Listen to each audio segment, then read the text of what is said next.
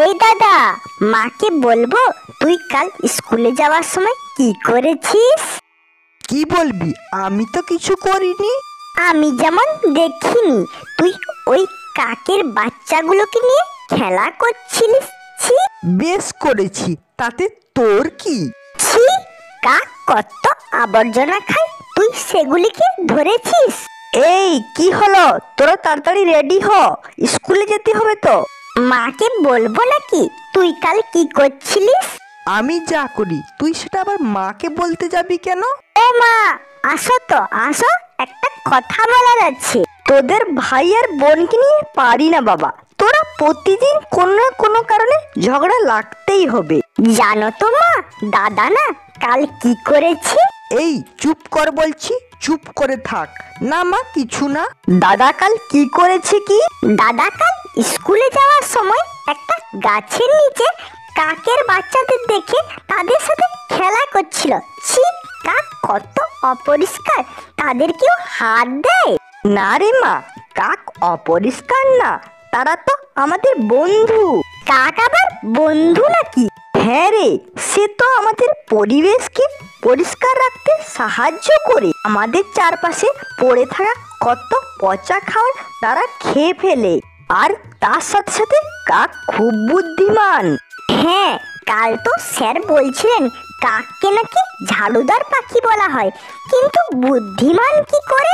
তাহলে তোদের একটা গল্প শুনতে হবে, তাহলেই বুঝতে পারবি কাককে কেন বুদ্ধিমানও বলা হয়।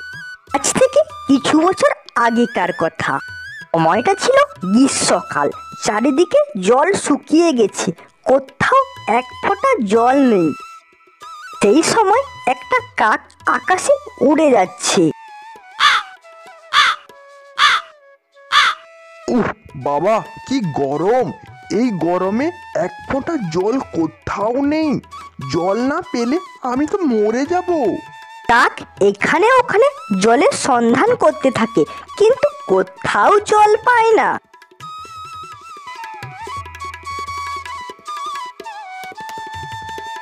অনেক খোঁজাখুঁজির পর অবশেষে একটি কলসি দেখতে পায়। ওই তো একটা কলসি, ওখানে মনে হয় জল আছে।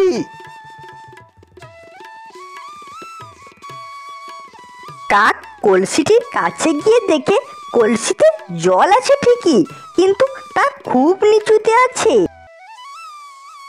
যদি কোনো মতন জল পেলাম, তা আবার আমার নাগালের বাইরে। এখন কি করা যায়? জল না পেলে আমাকে মরে যেতে হবে মনে হয়। তখন কাক অনেক ভেবে একটা বুদ্ধি বার করে।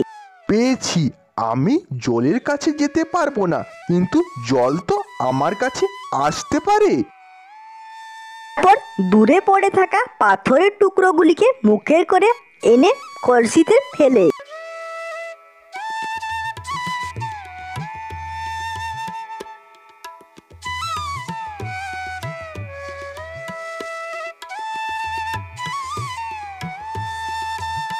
তবে কিছুক্ষণ কলসিতে পাথর ফেলার পর জল আপনা আপনি উপরে উঠে আসে।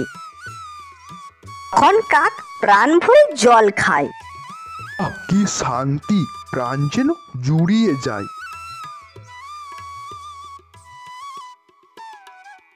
গল্পটা শুনে বুঝতে পারলে কাককে কেন বুদ্ধিমান প্রাণী বলা হয়?